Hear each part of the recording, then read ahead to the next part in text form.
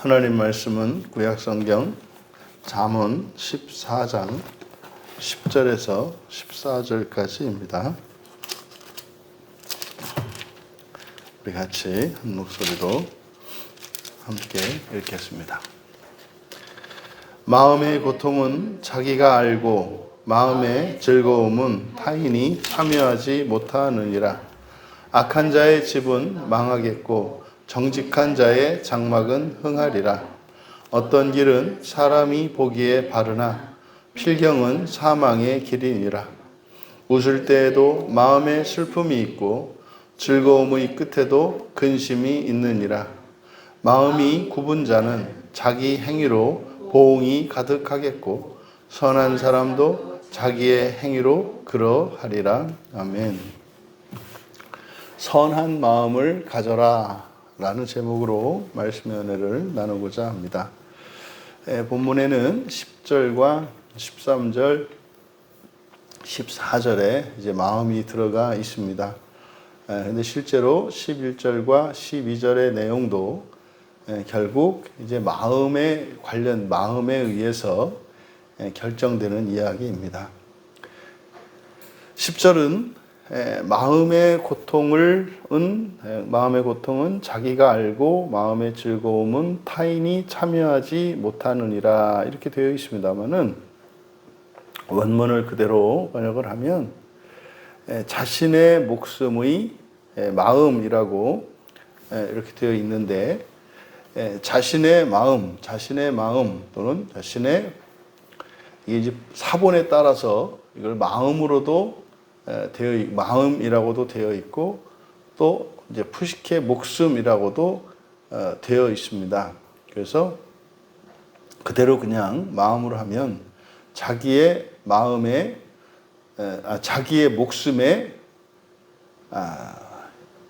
지금 우리말 성경에는 마음의 고통은 이렇게 주어로 되어 있는데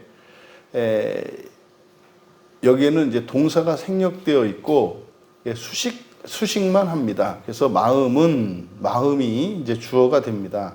그래서 자신의 그대로 직역을 하면 자신의 목숨에 쓴맛과 즐거움을 아는 마음 이렇게 되어 있습니다. 자신의 목숨에 쓴맛과 즐거움을 아는 마음. 앞에 마음과 뒤에 마음의 즐거움 할 때 마음 이렇게 두 번이 사용되어 있는데 앞에 있는 마음은 마음이고 내부고 뒤에 있는 것은 마음이라고 번역한 것은 목숨입니다. 네페시 그래서 목숨입니다. 그래서 자신의 목숨의 쓴맛과 즐거움을 아는 마음 그리고 나그네는 스스로 섞일 수 없다. 뒤에 참여하다라고 이제 번역한 단어가 아라브인데 이 아라브가 섞인다라는 뜻이고 섞이다 또는 보증하다, 교환하다 이런 의미가 됩니다. 그래서 여기서는 그대로 이제 번역한 그 말을 보면 그 의미를 생각하면 좀 생각을 해야 합니다. 자신의 목숨에 쓴맛과 즐거움을 아는 마음 나그네는 스스로 섞일 수 없다. 그러니까 인생의 쓴맛과 즐거움을 맛본 사람, 이게 뭡니까? 인생의 산전수전을 다 겪은 사람을 말하는 거죠. 산전수전을 다 겪은 사람의 마음, 그런 사람의 마음은 그가 원하기 전에는 타인이 그의 마음을 이렇게 공감하거나 알 수 없다는 겁니다. 그래서 뒤에 나그네와 앞에서 이 마음의 주인은 서로 다른 사람이죠. 그래서 지금 10절에서 우리에게 교훈하는 바는 자신이 겪은 그리고 자신이 느낀 그런 마음을 전달하기 위해서는 다른 사람들이 알 수 없다는 거예요. 그래서 자기가 말을 해야 합니다. 그러니까 자신의 마음을 다른 사람에게 드러내어 말을 해야 다른 사람이 알 수 있지. 다른 사람이 자기의 힘으로 어떻게 해서 내 마음을 알아낼 수는 없다 이 말입니다. 그러면요 자기의 마음을 고백하지 않고서는 상대방의 공감을 기대하는 것은 매우 어리석은 것이다. 이것이 이제 10절의 내용입니다. 그리고 11절에 악한 자라고 되어 있는 악한 자, 라샤, 이 라샤는 우리가 사악한 이렇게 번역을 하는데, 이 라샤 사악한이라고 하는 것은 범죄한, 그러니까 범죄를 한이라는 형용사입니다. 그래서 사악한 자들의 지분, 의미는요, 범죄한 자들인 거죠. 그러니까 범죄를 하면 이런 겁니다. 범죄한 자들의 지분, 파괴될 것이며, 또 정직한이라고 번역한 야샤르, 이제 계속해서 나오는데, 이 야샤르는 올곧은 거라 그랬잖아요. 곧은, 그래서 올바른, 그래서 올바른 자들의 장막은 흥하리라 라고 되어 있는데, 흥하다 라고 번역한 단어가 파라흐입니다. 파라흐는 싹트다 라는 뜻이에요. 싹트다. 그러니까 이거를 이제 의역해서 흥하게 하다 이렇게 번역을 한 거죠. 근데 의미는 지금 상반절에 악한 자의 집, 범죄한 자들의 집과 하반절에 올바른 자들의 장막을 대조하고 있어요. 그러니까 범죄한 자들과 올바른 자들, 그리고 범죄한 자들은 집, 올바른 자들은 장막, 이렇게 대조하고 있거든요. 그럼 범죄한 자들의 집은 견고한 집이에요. 집이라고 하는 것은. 그리고 올바른 자들의 집은 집이라고 하지 않고 장막이라고 했지 않습니까? 장막은 임시의 처소고 집에 비해서 상대적으로 약하고 허술한 거죠. 그래서 뭐 좋게 이야기하자면 올바른 자들이 집을 가져야 되고 범죄한 자들이 장막에 거해야 이게 이치에 맞지 않겠습니까? 근데 그렇지가 않은 거죠. 그러니까 범죄한 자들은 집에서 살고 올바른 자들은 장막에서 사는 거예요. 그런데 범죄한 자들의 집이 아무리 견고하다 할지라도 파괴될 것이라는 거예요. 파괴될 것이다. 그리고 올바른 자들의 임시처소고 이렇게 허술한 이 장막은 생명이 싹트게, 여기서 싹튼다라고 하는 거니까, 그러니까 지금 장막은 싹트게 할 것이다. 히필형을 쓰고 있거든요. 그러니까 흥하다, 파라흐의 히필형이에요. 그러니까 싹트다라는 뜻이니까 싹트게 하다 이렇게 되는 겁니다. 싹트게 할 것이다. 그러니까 이렇게 콘크리트로 짓고 벽돌로 지은 튼튼한 집인데, 그 범죄한 자들의 그 집이 아무리 철옹성과 같이 견고하다 할지라도 무너질 것이고, 그리고 올바른 자들의 집이 나뭇가지를 꺾고 가죽을 얹어서 지은 장막이라 할지라도 마치 그 장막을 짓기 위해 세웠던 그런 기둥들에서 말이죠, 싹이 난다는 의미예요. 그러니까 현재를 놓고 보았을 때는 집과 장막을 비교할 때는 집이 훨씬 더 가치가 있고 성공한 것이고 잘 사는 겁니다. 그런데 이거는 반드시 파괴될 것이고, 오히려 이 장막은 어떻게 된다는 겁니까? 오히려 점점 더 잘 되고, 거기에서 오히려 생명의 열매가 맺힐 거다라고 얘기하는 거예요. 마치 모세의 지팡이에서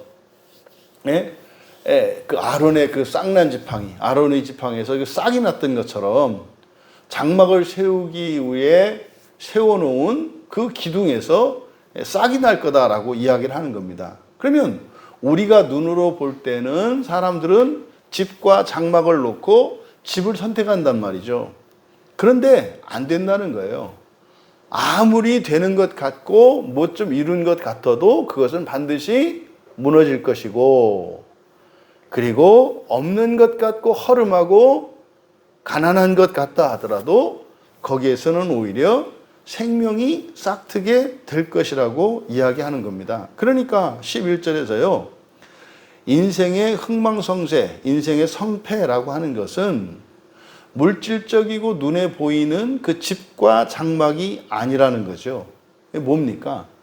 범죄하는 사람이냐, 그리고 올바른 사람이냐. 그러면 여러분, 우리가 범죄를 하고 범죄하지 않고 올바르게 살고 하는 것은 무엇에 의해서 결정이 됩니까? 마음에서 결정이 된다고요. 결국은 우리의 마음이 멸망할 인생인지 아니면 생명이 싹트게 하는 인생인지를 결정한다는 거죠.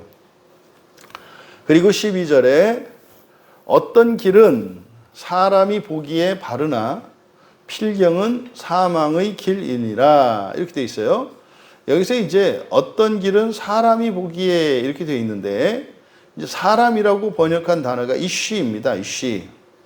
그래서 사람의 보기에라고 되어 있는데 이 보기에가 앞에라는 말을 이렇게 번역을 한 겁니다. 그러니까 그대로 직역하면 남자의 얼굴에 바른 길이 있으나 남자의 얼굴에 바른 길이 있으나 그 결말은 필경이라고 번역한 것이 결말입니다. 그 결말은 죽음의 길들이다. 그러니까요, 남자의 얼굴에 바른 길이 있으나, 그래서 남자의 얼굴에라고 하는 것은 얼굴은 앞에 있잖아요. 이 남자니까 이쉬란 말이에요. 거듭난 신자를 이야기한단 말이에요. 그래서 이 남자가 보기에 좋아 보이는 길이 있다 이 말이에요. 좋아 보이는 길. 그런데 그 끝은 죽음에 이를 수 있다라고 얘기를 하는 거죠. 그러니까 여기서 우리에게 첫 번째 주는 교훈은 뭐냐면, 우리가 예수님을 믿고 성령이 우리 안에 계시고 거듭났다 할지라도, 또 심지어 은혜를 받고 있는다 할지라도 우리의 판단이 절대적으로 옳지 않다는 겁니다. 확신을 해도 이것을 남자의 얼굴에 바른 길이 있다라고 말한 거예요. 그러니까 그것이 아무리 살펴봐도 옳고 바른 길이야. 그런데 그 끝은 어떨 수 있다? 죽음에 이를 수 있다 이 말이에요. 왜요? 그냥 길이 한번 딱 나 있으면 그냥 아무런 변화 없이 그냥 가는 게 아니라 도깨비 불에 씌우면은 그냥 갑자기 길에서 벗어나기도 되고, 이런 시험과 방해가 있다 이 말이에요. 그러니까 말입니다. 우리가 남자, 거듭난 사람이라 할지라도, 그리고 그의 삶이 아무리 바르고 하나님의 말씀을 따라 살아간다 할지라도, 그랬으니까 당연히 좋은 결말이 반드시 있는 것은 아니다. 잘못될 수도 있다. 그래서 여기서 우리에게 주는 교훈이 뭡니까? 언제나 하나님을 의지해야 한다 이 말이에요. 은혜가 충만하고 나의 삶이 바르고 나의 마음이 정말 비뚤어지지 않았다 할지라도, 그리고 내가 가고 있는 길이 내가 봐도 그렇고 또 객관적으로도 봐도 그렇고 정말 우리가 바른 길을 가고 있다 할지라도 그것이 반드시 선하고 의로운 결말로 반드시 결과되는 것은 아니다. 왜? 중간중간에 시험이 있을 수 있기 때문에. 그래서요, 하나님을 남자라 할지라도, 바른 길을 가고 있는 남자라 할지라도 뭐 해야 된다? 하나님을 의지해야 된다. 결과는 우리가 바른 길을 가기 때문에 되는 것이 아니라 선한 결과는 하나님이 이루어 주시는 것임을 이야기합니다. 또 반대로 거듭난 신자라 할지라도 죽음의 길을 바른 길로 볼 수도 있다는 거죠. 정말 바른 길이라 할지라도 시험이 있기 때문에 하나님을 의지해야 합니다만, 거듭난 신자, 이 남자라고 할지라도 죽음의 길인데 그것이 바른 길로 보일 수도 있다는 거예요. 그래서 우리는 지금 12절에서 우리에게 교훈하는 바가 뭡니까? 절대적으로 하나님을 의지해야 된다는 것을 나타냅니다. 13절은 이어집니다. 게다가 이렇게 돼요. 게다가. 그러니까 12절에 계속되는 거예요. 게다가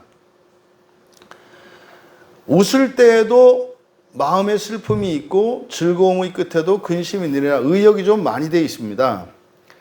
그대로 원문 그대로 직역을 하면 게다가 또는 더구나 웃음으로, 우리말 성경은 웃을 때에도 이렇게 되어 있습니다만 웃음으로 마음이 아플 것이며, 웃음으로 마음이 아플 것이며, 그리고 즐거움의 끝도 슬픔이 될 것이다. 근심이라고 번역한 투가, 이거는 슬픔입니다. 슬픔. 그러니까 즐거움의 반대말이에요. 쉼과 즐거움의 끝에도 슬픔이 될 것이다. 그러니까요, 바른 길을 간다 할지라도 그 결과는 알 수 없고, 반대로 시험에 빠지거나 이런 방해로 인해서 죽음에 이를 수도 있고, 또 반대로 죽음의 길인데 그것을 바른 길로도 착각할 수 있다 이 말이에요. 하나님을 의지해야 된다. 이게 12절의 말씀인데, 더구나 또 게다가 웃음으로 마음이 아플 것이며, 웃음은 즐거운 거잖아요. 그러니까 웃음으로 마음이 아프다라고 하는 게 뭡니까? 웃음은 뭐겠어요? 잘된 일이죠. 행복하고 기쁘고 감사한 일이죠. 이게 웃음이죠. 그런데 그것으로 인해서 마음이 아플 것이며, 그 예전에 그 절대로 그 선물해주면 안 되는 거, 뭐 이제 이런 거 있었잖아요. 그래서 연애하는 그 남녀 사이에 여자친구에게 신발은 선물하는 거 아니다. 왜냐면 신발 선물하면 그 신발 거꾸로 신고 떠나간다. 뭐 이제 그런 썰이 있잖아요. 또 하나는 오토바이입니다. 오토바이는 절대로 선물하는 거 아니다. 오토바이를 선물하면 원망을 듣는다. 왜냐면 오토바이는 너무나 사고 나기가 쉽고 위험하기 때문에 오토바이를 선물하면 처음에 오토바이를 선물 받고 그걸 좋아라 하고 감사합니다만, 그거로 인해서 사고 나서 쉽게 다치고 뭐 심한 경우에는 뭐 죽기도 한단 말이죠. 그러면은요, 그 오토바이를 받은 그 기쁨이 뭐가 돼요? 슬픔이 될 수도 있다 이 말이에요. 그러니까 인생사라고 하는 것이 바로 단지 나에게 어떤 좋은 일이 일어나고 지금 기쁘고 행복하다라고 해서 그것이 영원하지 않다는 말이에요. 그것으로 오히려 또 뭐가 될 수 있다? 우리 마음은 그것으로 상처를 받을 수도 있다라는 거예요. 그러니까 말입니다. 사실은 선물을 주고 선물을 받은 것은 기쁘고 감사한 일이잖아요. 그 다음에 그것 때문에 생겨난 어떤 일들은 선물을 줬기 때문에 생긴 일이 아니잖아요. 별개의 일이잖아요. 근데 마음이 잘못되면, 그래서요, 어떤 사람에게는 무엇을 해주면 그게 나중에 가서 원망과 불평의 원인이 된단 말이에요.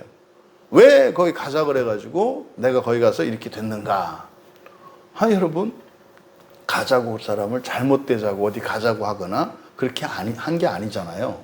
그러니까 이게 어디에 따라서, 이게 마음에 따라서 이런 기쁨도 이런 웃음으로 마음이 아플 수도 있다 이 말이에요. 그러면은요, 웃을 일이 와도 사실은 이렇게 잘못된 이런 마음, 쉽게 상처받는 이런 마음을 가지고 있으면은 그걸 가지고 즐겁고 기뻐할 수가 없어요.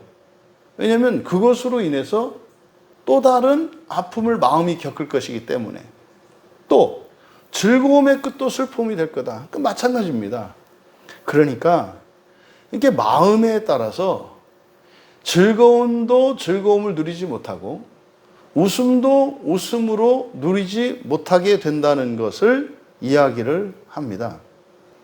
또 지금 그러니까 결국 12절과 13절은 타락한 인간의 그 부패한 실존에 대한 설명이에요. 그래서 우리의 인생사라고 하는 것이 알 수도 없고, 이게 뭐 그냥 하늘과 땅이 뒤집어지기도 하고 이럴 수 있다 이 말이에요. 그래서 절대적으로 하나님을 의존해야 된다. 그런데 우리들이 해야 될 일이 있다. 뭐라는 겁니까? 우리의 마음을 지키는 겁니다. 그리고 14절에 마음이 굽은 자는 자기 행위로 보응이 가득하겠고 선한 사람도 자기의 행위로 그러하리라. 뭐 도대체 이거는 이해하기 어렵게 되어 있습니다. 여기를 직역하면 구분, 마음이 굽은 자 이렇게 되어 있는데요. 굽다라고 번역한 단어가 수구이거든요. 수구는 되돌아가다, 물러가다 라는 뜻이에요. 되돌아가다, 물러가다. 그러니까 여기는 마음이 물러간 자 이렇게 되는 거죠. 굽은 자가 아니라 마음이 물러간 자. 마음이 물러간 자라고 하는 이것은 뭡니까? 우리가 하나님의 은혜를 받고 그래서 우리가 마음 기경을 하면 마음이 이렇게 넓혀지잖아요. 근데 완전히 이 본성이 바뀌기 전까지는 마음이 어떻게 돼요? 확장됐다가 또 이렇게 줄어들었다가 이렇게 한다 이 말이에요. 그러니까 미끄러지고 뒤로 물러간 걸 말하는 거죠. 마음이 물러간 자. 마음이 물러간 자는 뭐겠습니까? 신앙생활에서 뒤로 침체에 빠진 사람을 말해요. 이렇게. 네, 물러간 자는 그의 길로부터 만족할 것이다. 그러니까 마음이 물러가면 그 사람이 어디에서 만족을 얻냐면 자신의 현재의 생활이나 삶에서 만족을 얻는다 이 말이에요. 자기의 삶에서. 그러나 선한 남자는 사람은 이쉬입니다. 이쉬. 선한 남자예요. 선한 남자는 자기의 행위로부터 밑줄 치시고요. 자기의 행위로. 이거는 완전히 번역이 잘못되어 있습니다.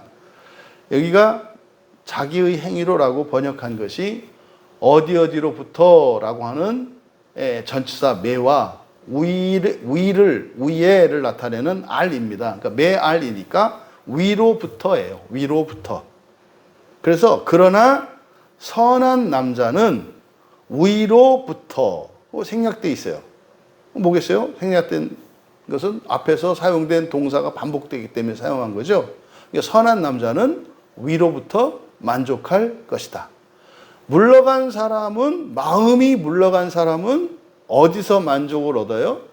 자기의 인생길, 자기의 길에서. 그러니까요, 자기의 일상생활의 변화, 이 생활에서 일어나는 여기에서 만족을 얻을 것이고, 그리고 선한 남자는 위로부터다.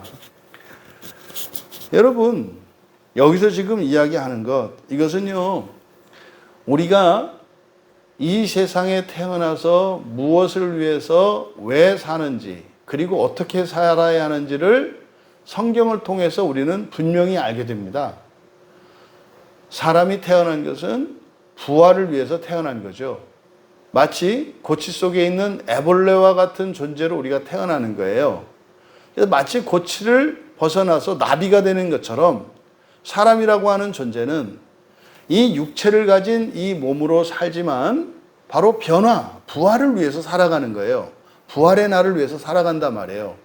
그러면 우리들이 만족 얻는 행복과 만족이라고 하는 것은 바로 그 부활에서 그 부활할 그때로부터 우리가 행복과 기쁨과 만족을 얻어야 한다 이 말이에요. 근데 마음이 물러가면 그러니까 이제 부활이 아니라 이 세상 아래로 떨어지는 겁니다. 물러가면 어디서 만족을 얻는다? 자기의 길에서 그의 길로부터 만족을 얻는다 이 말이에요. 근데요, 그건 만족할 수 없죠. 절대로 만족할 수 없는 것에서 만족을 얻으려고 해요. 그럼 어떻게 됩니까? 노예가 된단 말이에요. 노예가. 실제로 그런지 안 그런지 모르겠지만 코끼리 등에 타가지고 막대 그 장대 끝에다가 바나나 하나를 매달으면은 코끼리가 그 먹으려고 따라간다고 하는데 진짜인지 아닌지는 모르겠어요. 그런 거죠. 계속해서 이제 무지개는 잡을 수 있다는 걸 지난번에 봐가지고 무지개는 잡을 수 있어요. 그러니까 이렇게 있더라고. 거기가. 그러니까 그런 거죠. 그러니까 자기의 길에서 만족을 얻는다라고 하는 것은 사실은 자기의 길에서 만족을 얻는 방법은 딱 하나예요. 체념하는 겁니다. 일체의 기대도 하지 않는 거예요. 글쎄요, 그러려니 하는 거예요. 그러니까 이거는 만족이 아니죠. 만족이 아니라 낙심하거나 실망하지 않는 방법이죠. 일체 기대를 갖지 않으면 실망할 것도 없죠. 의미도 부여하지 않고 어떤 가치도 부여하지 않으면 가져가도 아무렇지도 않은 거고 뭐 어떤 뭐 욕을 하더라도 모욕을 당하지 않는 거고. 근데 그거는 만족이 아니거든요. 만족은요, 날로 더 채워져야 되는 것이 만족입니다. 행복은 일시적이고 즉흥적인 거거든요. 근데 만족은 말입니다, 지속적으로 계속 커가는 게 만족이에요. 그거는 어떻게? 위로부터. 우리가 오늘 살펴본 10절에서 14절까지의 이 말씀을 한 문단으로 묶어서 우리가 얻을 수 있는 교훈이라고 하는 것은, 우리의 마음이 바르고 선해야 한다는 거예요. 그런데 우리의 마음이 바르고 선하기 위해서는 절대로 혼자 되는 것이 아니죠. 함께 마음을 나누며 살아가야 합니다. 그리고 그 마음을 사람에게뿐만 아니라 하나님 앞에 내어놓아야 하는 거죠. 그래서 하나님께서 우리의 마음을 기경하여 주시도록 하나님의 은혜를 구하며 하나님을 의지해야 합니다. 근데 그것이 하나님께만 아니라 함께 지체가 되어서 교회 공동체 안에 있는 지체들끼리 자신들의 마음을 고백하고 또 다른 이의 마음의 고백을 들으면서 함께 공감하고 위로하고 위로받으며 함께 기뻐하며 나아가야 하는 것입니다. 우리의 마음에 달려 있습니다. 슬픈 것도 얼마든지 그것을 기쁨으로 승화시킬 수 있습니다. 그것은, 우리의 만족은 이 세상의 어떠한 상태에 따라서 우리가 만족하는 것이 아니라 위로부터 얻는 만족이기 때문에 그렇습니다. 그러면 우리 일상에 일어나는 뭐 이렇게 사람들이 불행하다고 여기는, 또 고통스럽다고 여기는 이러한 일들과 그러한 상황이 우리에게 펼쳐진다 할지라도 우리의 마음이 선한 마음이라면 거기에서도 우리는 만족을 얻고 기뻐하며 감사할 수 있다는 것이죠. 부디 우리 광야교회에 속한 우리 모든 지체들은 이런 선한 마음으로 어떠한 상황 속에서도 요동하지 않으며 위로부터 쉼없이 공급되어지는 그 하나님의 위로로 만족하며 부활의 소망을 위하여 끝까지 인내하며 승리할 수 있기를 주님의 이름으로 축원합니다. 존귀하신 하나님, 눈에 보이는 현상들과 되어지는 일들에 저희들의 마음이 요동하지 않게 하시고, 세상에 일어나는 모든 일들을 바르게 해석하고 그 가치와 의미를 발견할 수 있도록 도와주셔서 위로부터 공급되는 그 만족을 얻으며 살아가게 하옵소서. 그래서 감히 세상이 어찌할 수 없는 철옹성과 같은 굳센 마음과 또한 성령 하나님께서 날마다 확장시켜 주시는 그 은혜로 나에게 있는 기쁨과 감사와 만족이 주변에 있는 이들에게까지 흘러갈 수 있도록 은혜를 더하여 주시옵소서. 감사하며 예수님의 이름으로 기도하옵나이다.